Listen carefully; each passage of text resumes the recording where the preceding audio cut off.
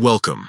Today, we're going to walk you through the steps to enable microphone permissions for X, formerly known as Twitter, on your PC. With the latest update, adjusting these settings is simple and straightforward. Let's get started. First, open X in your preferred web browser. Once the website loads, look at the top of your browser window. You'll find an icon next to the web address. It's typically shaped like a padlock or a small circle with an eye inside. This is called the View Site Information icon. Click on it to open a drop-down menu. In the drop-down menu, select Site Settings. This will take you to a dedicated page where you can manage permissions for X. On this page, you'll see various options related to how X interacts with your device. Next, locate the microphone setting under the Permissions section. You'll notice a drop-down menu next to it. Click on this menu and choose Allow. This action ensures that X can access your microphone whenever needed for features like spaces or voice tweets.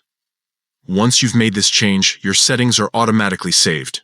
You can now close the Site Settings tab and return to using X with full microphone functionality enabled.